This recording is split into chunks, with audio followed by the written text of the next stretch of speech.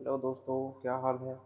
आज हम लोग पढ़ने वाले हैं राज्य के नीति निर्देशक तत्व यानी कि डीपीएसपी। ये भाग 4 और आर्टिकल 36 से 51 के बीच में आता है ना। आर्टिकल 36 से 51 के बीच में आता है। आज हम लोग डीपीएसपी का पूरा डिटेल स्टडी करेंगे, देखेंगे डीपीएसपी में आखिर है क्या चीज़, है ना। क्या क्या चीज़ें हैं जो डीपीएस हमारे एग्ज़ाम के लिए पर्सपेक्टिव से ज़रूरी है, उसको कैसे हम याद रखेंगे, तो उसके बारे में हम लोग आज से पढ़ेंगे, ठीक है। तो देखेंगे सबसे पहले चीज़ तो ये डीपीएसपी आया कहाँ से। डीपीएसपी तुम्हारा आयरलैंड से लिया गया था, है ना। तो सबसे पहली चीज़ आता है कि इसमें राज्य के नीति निर्देशक तत्व यानी कि डीपीएसपी हमारे जो डीपीएसपी है वो कैसे सारे स्टेट के बारे में कैसे करता है। जो हमारा पिछले में पढ़े थे हम लोग फंडामेंटल राइट्स, जो हमारे एक इंडिविजुअल पर्सन तक लागू था, यहाँ तक कि फॉरेनर्स पर भी लागू था। अब राज्य के लिए हम लोग पढ़ेंगे कि अगर राज्य है, स्टेट बनता है, बहुत सारे स्टेट है ना, 29 था, अभी 28 है, जैसा 29 था 29 हो गया। तो हम लोग देखेंगे कि राज्य पे किस तरह से हमारा जो कानून वगैरह लागू होता है, वो कैसे। एक्चुअली डीपीएसपी से ही लोग जो लॉ बनाने का काम करते हैं ना, लॉ, वो सारा डीपीएसपी से ही उठा के करते हैं, ठीक है। तो ये रहा भाग 4 अनुच्छेद 36 से 51 तक। आर्यन बीपीएससी क्लासेस में आपका स्वागत है। आज हम लोग इसका डिटेल स्टडी करेंगे और इसको याद करने की कोशिश भी कर लेंगे। तो ये तत्व राज्य की नीति निर्धारण में मार्गदर्शक सिद्ध होते हैं ताकि कार्यकाली और समाजवादी राज्य की स्थापना हो सके। तो सबसे पहले चीज़ों समझ लो, ये कार्यकारी और समाजवादी राज्य की स्थापना करने के लिए डीपीएसपी को से हम लोग क्या बोलते हैं, गाइड की तरह है वो, वहाँ से हम लोग लेते हैं कि या मेरे को थोड़ा कोई नॉलेज दे दो। तो डीपीएसपी से हम लोग एक्चुअली ये सारी चीज़ें गाइड कर देता है कि डीपीएसपी की हाँ किस तरह से आप करेंगे। और ये गांधीवादी सिद्धांत है, कल्याणकारी और समाजवादी, ठीक है। गांधीवादी भी है इसमें, ठीक है, समाजवादी भी है, उदारवादी भी है ना।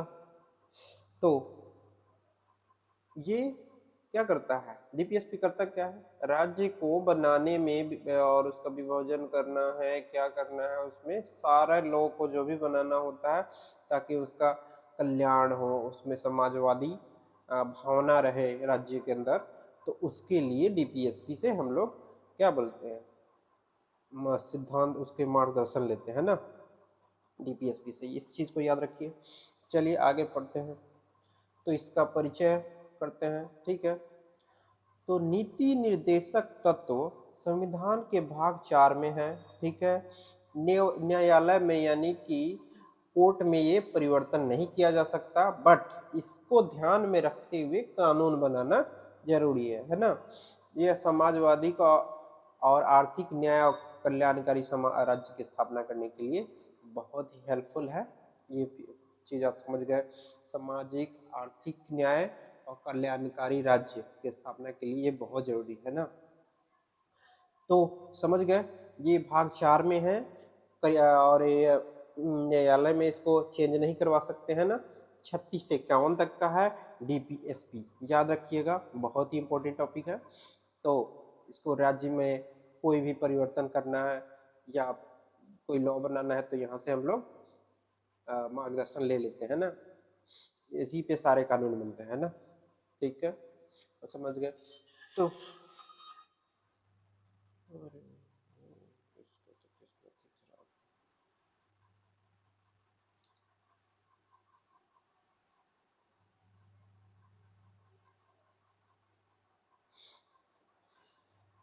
तो हम लोग समझ गए डीपीएसपी, ठीक है।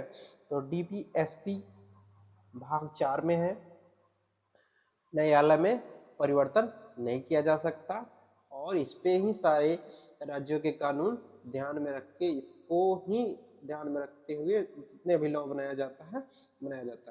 तो 36 से 51 डीपीएसपी, ठीक है। तो 36 से 51 के बीच में हम कुछ पार्ट में करके हम इसको पढ़ने की कोशिश करेंगे ताकि हमें याद रहे। तो 36 और 37 दो एक साथ याद रखिएगा।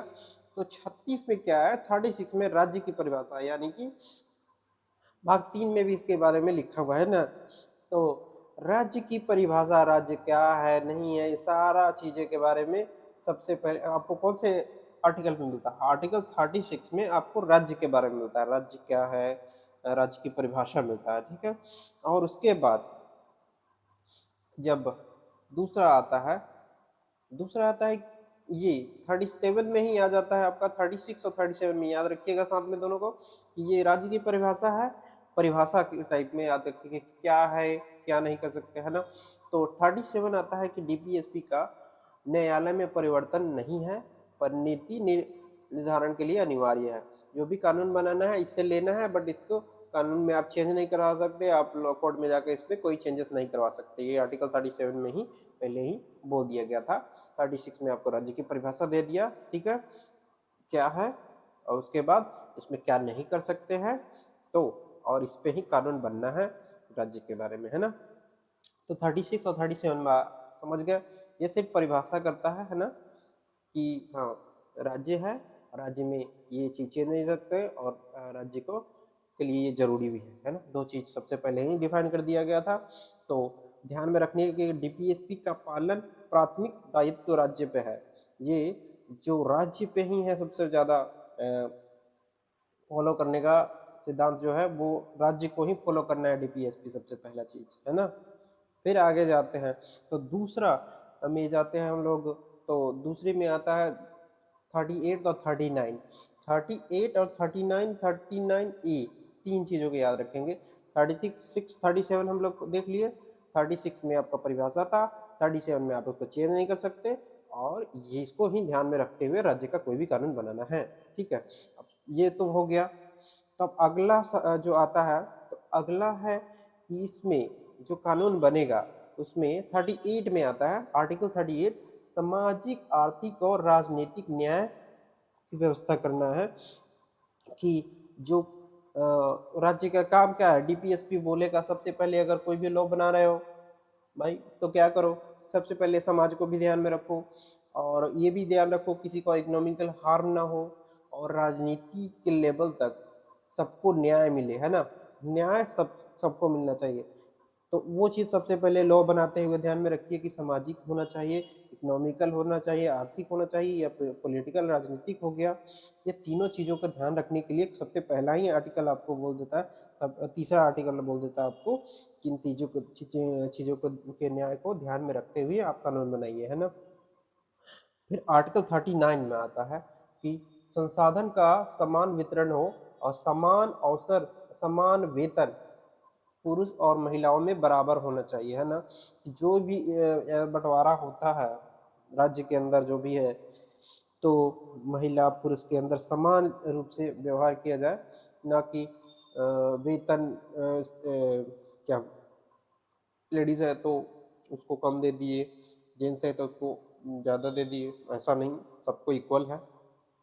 वेज टाइप में होता है लेबर क्लास में, तो लेबर क्लास वाले में डिफरेंट चीज़ होता है, बट आपको देना है कि अगर वो एक पोस्ट पे है, जैसे मान लिया आप दरोगा की एग्जाम दे रहे हो, दरोगा बन गई वो, उसको अब लेडीज है तो उसको क्या मतलब दरोगा के लेवल का उसको सैलरी नहीं मिलना चाहिए, ऐसा नहीं होना चाहिए ना।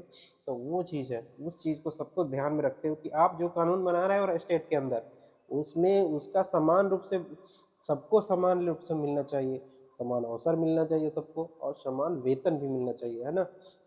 39 में ये बात हो गया, न्याय की बात करता है, याद रख लीजिएगा, न्याय से रिलेटेड बात हो गया। 39A, 39A में क्या बोलता है, समान न्याय व निःशुल्क विधि सहायता। इसमें क्या बोला गया है कि आप अवसर उसको मिलना चाहिए जो ना, वो निःशुल्क कानूनी सहायता भी मिलनी चाहिए, समान न्याय भी मिलना चाहिए, और समान लॉ से उसको हेल्प भी मिलना चाहिए। तो ये न्याय की बात हो गया। तो सबसे ये तीनों चीजों को याद, समूह को याद रखने की कि न्याय की बात कौन करता है, तो न्याय सबसे पहले न्याय की बात हो। तो सबसे पहले तो वो हो गया परिभाषा हो गया, दूसरा में परिवर्तन नहीं कर सकते थे, और तीसरा ये तीनों चीज़ है, इसमें न्याय की बात करता है कि आप लॉ बना रहे हो उसमें न्याय कैसा करना है, सामाजिक न्याय करना है 38, और उसमें समान वितरण करना है 39, समान न्याय क्या बताएं, समान न्याय मिलना चाहिए और विधि सहायता मिलनी चाहिए, यानी कि लॉ से आपको उसको निःशुल्क उसको सहायता मिलनी चाहिए अगर डीपीएसपी बना रहे हो तो राज्य के अंदर। तो वो चीज़ है 39A बोलता है आपको, ठीक है। तो नोट करने वाली बात ये है कि 42वें संशोधन एवं के बाद में संदर्भ से जुड़ा हुआ है ना, ये 42वां संशोधन किया गया कि समान अवसर के आधार पर न्याय मिलना चाहिए, समान अवसर के आधार पर न्याय मिलना चाहिए, है ना, ये चीज़ है। तो याद कर लिए 38, 39, 39A ये न्याय की बात करता है। 39 38 में सामाजिक आर्थिक और राजनीतिक न्याय की बात कर दिया, है ना, सामाजिक आर्थिक न्याय की बात हो गया। फिर अब संसाधनों के नाम पर हो गया, 39 में संसाधनों के नाम पर हो गया, संसाधन जो भी संसाधन है तो उसको समान मिलना चाहिए, उसको समान अवसर मिलना चाहिए, समान वेतन मिलना चाहिए। अब 39 ये बोलता है कि उसको समान न्याय भी मिलना चाहिए और निःशुल्क सहायता भी मिलनी चाहिए, है ना, ताकि सबके साथ न्याय हो। तो अब आते हैं आर्टिकल 40 में। ये है आर्टिकल 40 जिसमें पंचायतों की बात करता है कि पंचायतों का संगठन कैसे होगा, स्थानीय स्वशासन की व्यवस्था कैसे होगी, ग्राम स्तर पर पंचायतों का सशक्तिकरण कैसे होगा। ये आर्टिकल कौन से आर्टिकल में बोलता है, पंचायत के बारे पंचायती राज्य के बारे में बताया जाता है। पंचायती राज गाँव के बारे में कौन सा आर्टिकल आपको बोलता है, डीपीएसपी का 40वां है, 40 40। तो तीसरे समूह में हम लोग ये याद कर लेंगे, 40 को अकेले ही आप याद कर लो। 40 पंचायती राज के बारे में कौन सा आर्टिकल बताता है आपको, पंचायती राज्य के बारे में आपको 40वां आर्टिकल बताता है, ठीक है। पंचायत में कैसे सारा चीज़ का व्यवस्था होगा, वो सारा चीज़ आपको आर्टिकल 40 में ही मिलेगा पूरी तरह से, है ना। अब आते हैं तीसरा, तीसरा आ गया तीसरा। तो हम लोग सबसे पहले तो 36 पढ़ लिए, 36 में हम लोग परिभाषा पढ़ लिए, 37 में उस पर परिवर्तन नहीं किया जा सकता, और न्याय के बारे में 3 आर्टिकल से हम लोग पढ़े हैं, 38, 39 और 39A, ठीक है। और उसके बाद 40 में आते हैं, तो ये 40 में क्या बोलता है, पंचायत के बारे में। अब आता है पंचायत तक तो हम लोग बना दिए, पंचायत के बाद अब आता है तीसरा चीज कि इसमें जो चीज है आर्टिकल 41 क्या बोलता है, कार्य का अधिकार होना चाहिए, कार्य करने का अधिकार होना चाहिए, और आवश्यकता अनुसार शिक्षा और सार्वजनिक सहायता मिलनी चाहिए, है ना। कि सबसे पहले तो उसको काम मिलना चाहिए, काम मिलने का अधिकार, सबसे सिंपल सा याद कर लीजिए कि राज्य में अगर कानून बना रहे हैं तो उनको काम करने का अधिकार होना चाहिए, काम मिलने का अधिकार, ये नहीं कि काम नहीं कर सकते हैं। ये बहुत पहले ही रूल लगता था कि नहीं, ये बंदा ये काम नहीं कर सकता, वो काम नहीं कर सकता, इस टाइप का अब रूल नहीं बने, ये सब वही काम कर सकता है, उसको अधिकार मिलना चाहिए, ठीक है। और दूसरा चीज, जब उजे मतलब काम तो मिले लेकिन काम उचित काम भी होना चाहिए, न्याय संगत होना चाहिए, ये नहीं कि उसको किसी भी आधार पे आप उसको दूसरा काम दे, और अगर वो उससे अच्छा कर रहा है तो उसको आप उस लेवल का काम ना दे, ठीक है, उसको छोटे लेवल पर ही रख दे, इस टाइप का काम नहीं होना चाहिए। जो भी श्रमिक हो उसको उचित काम मिलना चाहिए और मातृत्व सहायता मिलनी चाहिए, ठीक है। सब 41 में क्या हो गया, काम का अधिकार, काम मिलना चाहिए। 42 में काम मिलेगा तो काम ढंग का मिलना चाहिए, 42। और जब 42 के बाद 43 में आते हैं कि अगर मान लो उसको जीवन जी मतलब मान लो उसके पास नहीं है तो उसको जीवन यापन के लिए वेतन और सामाजिक सुरक्षा मिलनी चाहिए, है ना। रोजगार भत्ता, बेरोजगारी वाला जो कुछ टर्म आता है वो यहीं पे से आता है कि अगर उनको मजदूरी निर्वाह करने के लिए उसको कुछ ना कुछ पैसा मिलना चाहिए, निर्वाह मजदूरी, या फिर कोई भी उद्योग स्थापित करके वो अपना मजदूरी कर सके, है ना।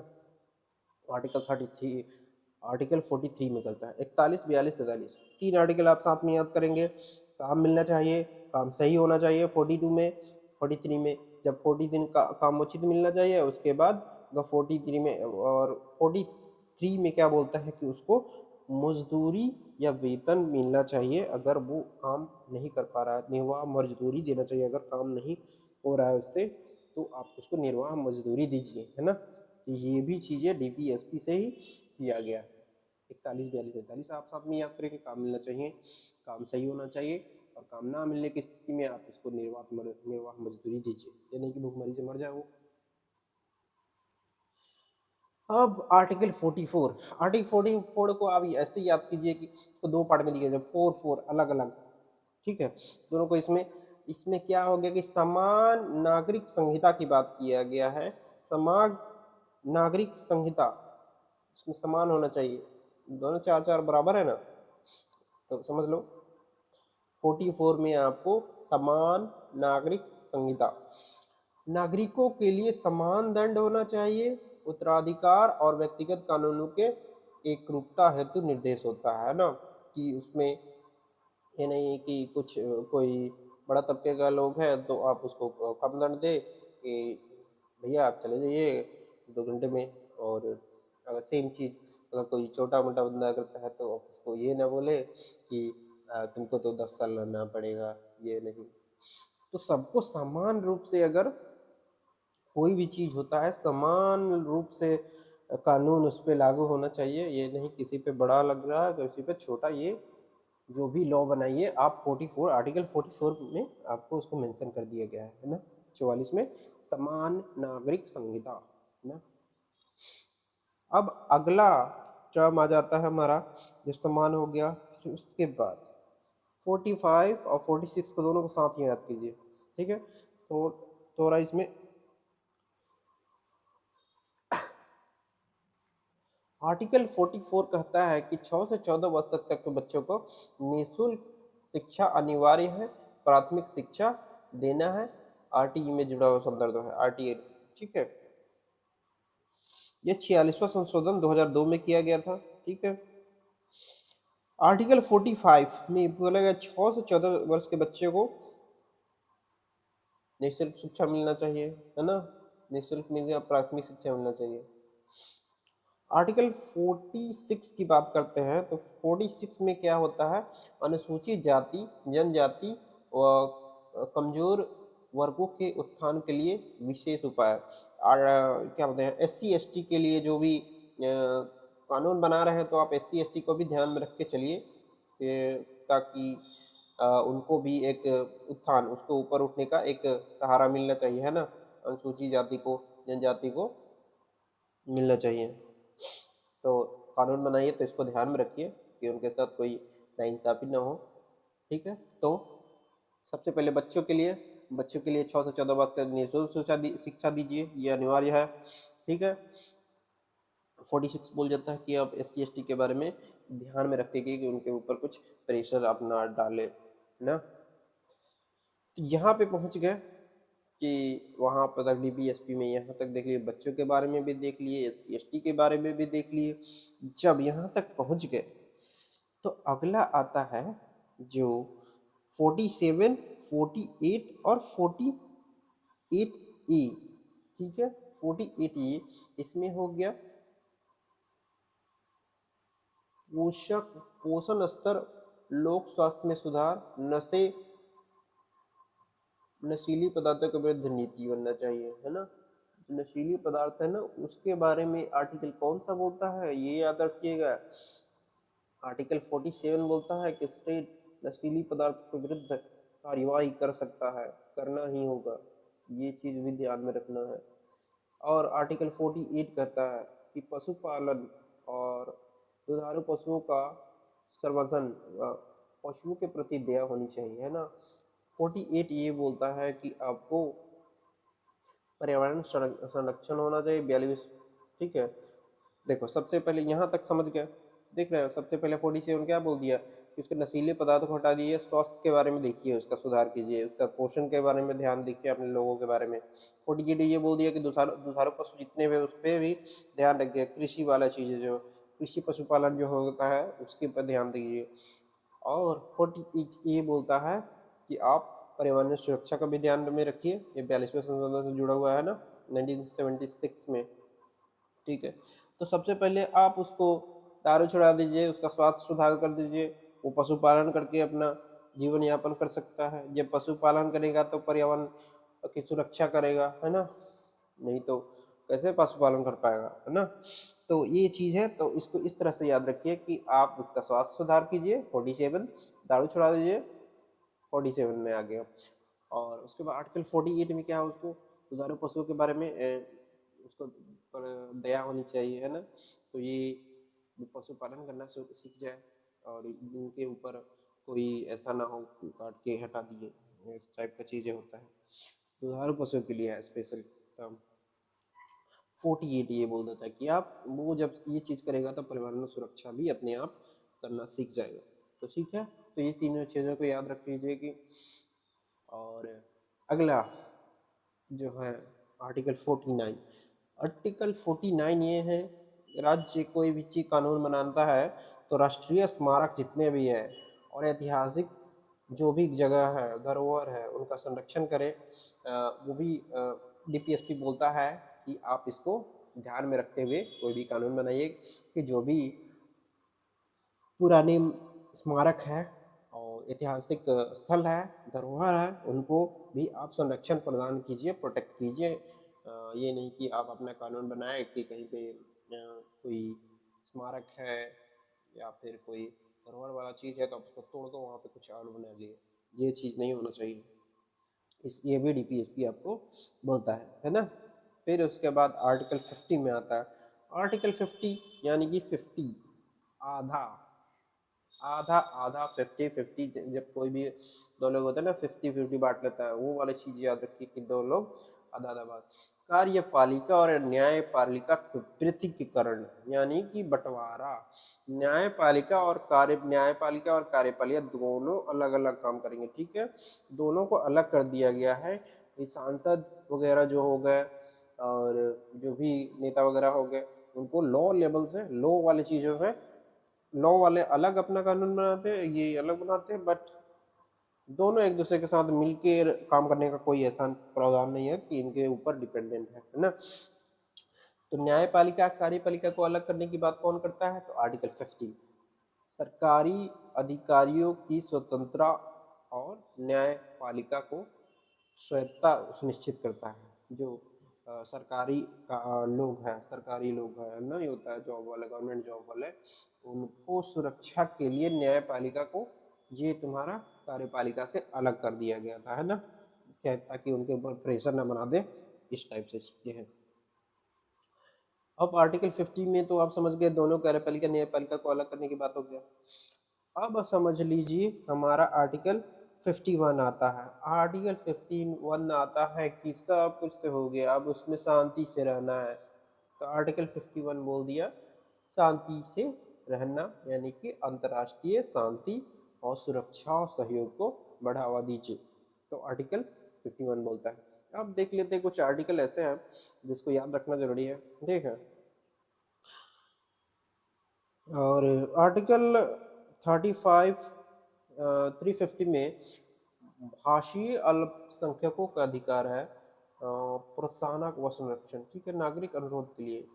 जैसे कुछ अल्पसंख्यक है वो अपना कुछ स्पेशल लैंग्वेज रखना चाहते हैं, तो आप उनको दीजिए कि वो प्रोटेक्ट करे, अपने भाषा को प्रोटेक्ट करे, मातृ ठीक है। अब आर्टिकल 351 में क्या बोलता है, 351 में बोला गया है कि सरकार को निर्देश की हिंदी को प्रोत्साहन दे और भारतीय भाषाओं का विकास करे, है ना। कि आर्टिकल 351 बोलता है कि राज्य हिंदी जो हमारी राष्ट्रीय भाषा है उसको प्रोत्साहन दे, है ना, और भारतीय भाषाओं का विकास करे, ठीक है। इसके लिए हमारा आर्टिकल 351 बोलता है। तो आप समझ गए आर्टिकल 351 क्या बोलता है कि अब हिंदी के लिए प्रोत्साहन देने की बात कौन सा आर्टिकल करने लगा, 351। डीपीएसपी में तो पार्ट नहीं है, लेकिन आप इसको ध्यान में रखते हुए करना है ना। तो ये समझ गए आर्टिकल 51 तक था ये।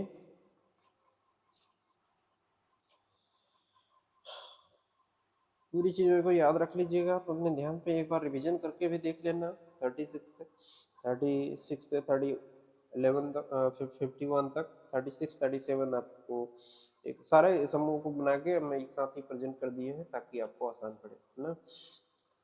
आगे कुछ चीज़ें हम लोग डिटेल में पढ़ते हैं कि डीपीएसपी से रिलेटेड कुछ जो कानून वगैरह बना था। तो पहला केस आता है 1973 में, केशव नंदा भारती बनाम केरल, है ना। ये वाला आया था, सबसे पहला केस हुआ डीपीएसपी में।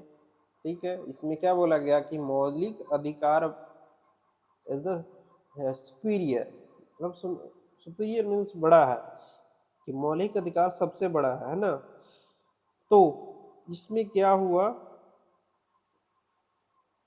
कि सुप्रीम कोर्ट ने कहा कि संसद संविधान में संशोधन कर सकती है, पर वह संविधान के मूल संरचना को नष्ट नहीं कर सकती।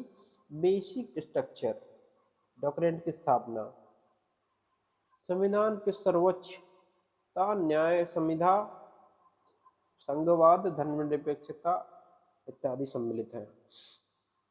आर्टिकल 31C, आर्टिकल 31C के कुछ भाग असंवैधानिक ठहराए गए जो डीपीएसपी को एफआर के ऊपर रहते थे, है ना। डीपीएसपी और मौलिक अधिकार संहिता में संसद की शक्ति सम्मिलित, है ना। तो केरल बनाम केशव नंदा भारती में ये चीज हुआ था कि वो बोलने लगे थे कि मौलिक अधिकार सबसे बड़ा है, बट वहाँ पे ये बोला गया कि नहीं, इसमें मूल स्ट्रक्चर को चेंज ना करते हुए कुछ चीजें आप कर सकते हो, है ना।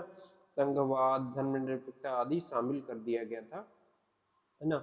आर्टिकल 31C के कुछ 31C जो था उसमें से कुछ पार्ट को ये बोला गया कि ये डीपीएसपी के में एफआर करते हैं ना। ठीक है, आगे क्या होता है, मिल्स मिलरवा केस आता है। फिर उसके बाद मिल्स मिलरवा केस में क्या होता है कि यहाँ पे दोनों के बीच में थोड़ा सा इक्वलिटी देने के लिए बात हो गया था। ठीक है, तो 42वें संशोधन के उन प्रावधानों को असंवैधानिक ठहराया गया जो न्यायिक समीक्षा के खत्म एवं डीपीएसपी को पूर्ण प्राथमिकता देने का प्रयास करते थे। न्यायिक समीक्षा संविधान के मूल संरक्षण का हिस्सा है और इसे रोका नहीं जा सकता। एफआर और डीपीएसपी के बीच संतुलन को मूल संरचना माना गया। ठीक है, ठीक है, फंडामेंटल राइट और डीपीएसपी के बीच में दोनों में इक्वलिटी सम्मिलित किया। 42वां संशोधन होता है। केशव नंदा भारती में क्या केस क्या था ना, केशव नंदा भारती का केस होता है, उसमें क्या बोलता है कि फंडामेंटल राइट जो है ना, फंडामेंटल राइट से बड़ा है मौलिक अधिकार। और फिर उसके बाद 42वां संशोधन आता है इंदिरा गांधी के टाइम में।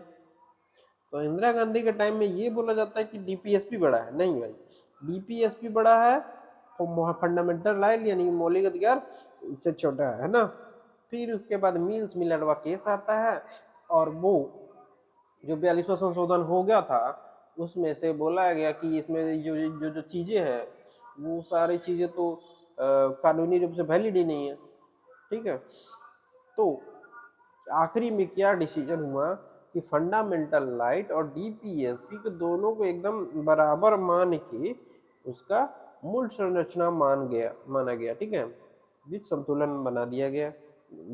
ये नहीं कि ये छोटा है बड़ा नहीं, दोनों बराबर है, ये कर दिया गया। कौन सा, मिल्स मिनरवा केस जब हुआ था तब, है ना। तो निष्कर्षण क्या निकलता है, संसद को संघोन शक्ति सीमित नहीं है, फंडामेंटल और डीपीएस दोनों का सामंजस्य आवश्यक है ना। ये नहीं कि आप डीपीएसपी को छोड़ के डीपीएसपी फंडामेंटल राइट पे ही आप कानून बना लिए, और ये भी नहीं कि फंडामेंटल राइट को छोड़ के आप डीपीएसपी पे कानून बना लिए, या डीपीएसपी को छोड़ के फंडामेंटल पे ही आप कानून बना लिए, दोनों के ध्यान में रखते हुए आप कानून बनाएंगे, ये चीज़ समझाया गया था। अब देखते हैं इसमें क्या है। संविधान का मूल संरचना का सार है संविधान की सर्वोच्चता, न्यायिक समीक्षा, संगठित ढांचा, लोकतांत्रिक साम्राज्य रूप, मौलिक अधिकारों का संतुलन और फंडामेंटल राइट और डीपीएस के बीच में संतुलन। यही सारी चीजें हम लोग इस चैप्टर में पढ़े। क्या क्या? संविधान ही सबसे ऊपर है, न्याय सबसे ऊपर है, संगठित ढांचा बढ़ना हुआ है, लोकतांत्रिक राज्य की स्थापना करना है, यही हमारा डीपीएसपी बताता है। मौलिक अधिकार का संरक्षण भी करना है और फंडामेंटल राइट और डीपीएसपी के बीच में संतुलन की बात भी, सारी चीजें ये सब हम लोग डीपीएसपी में पढ़ चुके हैं। नोट के लिए बेसिक स्ट्रक्चर एक लाइन पर लिखा, इसका केस का उल्लेख करिए। ठीक है, ये सारी चीजें जो समझ गए, केशव नंदा भारती वाला केस जो पढ़ लिए और 42वां संशोधन पढ़ लिए और मिल्स मिनर्वा केस, इस पे भी थोड़ा थोड़ा अपने से खुद से लिखने की कोशिश कीजिए। ठीक है, आखिरी में क्या निकलता है, निष्कर्षण ये निकलता है कि डीपीएसपी राज्य को मार्गदर्शक सिद्धांत है जो सामाजिक कल्याणकारी लक्ष्यों की ओर मार्गदर्शन करते हैं। वे न्याय में सीधे परिवर्तनीय नहीं है परंतु कानूनी निर्माण में प्राथमिक महत्व रखते हैं ना। केशवानंदा भारती और मिल्स मिनर्वा केस ने स्पष्ट कर दिया कि फंडामेंटल राइट और डीपीएसपी दोनों के साथ संतुलन तरीके से कानून होना चाहिए। संसद को शक्ति सीमित है और क्या कीजिए ना, रिवीजन करने के लिए आप प्रत्येक आर्टिकल के उद्देश्य और केस रिलेशन के एक लाइन में बनाइए। तो आज के लिए इतना ही था, तो मिलते हैं हम अगली वीडियो में। तो आपको तो ये वीडियो कैसा लगा आप कमेंट कीजिएगा, कुछ मॉडिफिकेशन करना हो, कुछ चेंजेस करना हो तो अगर चाहिए तो आप मुझे बता सकते हैं। तब तक के लिए धन्यवाद।